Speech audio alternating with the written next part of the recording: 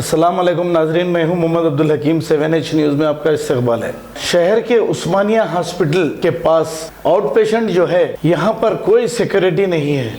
आप खुद देख सकते हैं, आप अंदर जा सकते हैं, आ सकते हैं।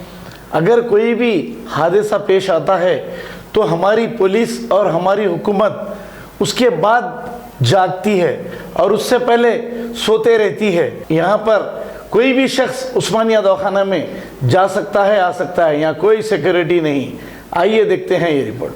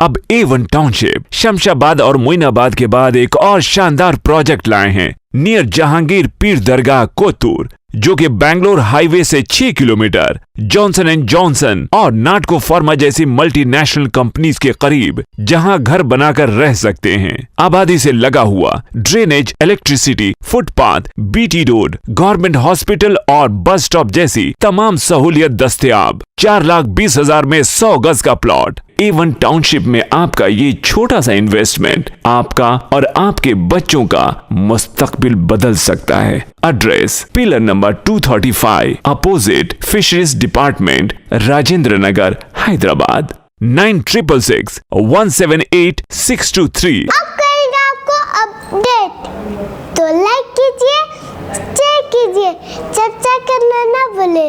7H न्यूज़ आपकी आवाज़।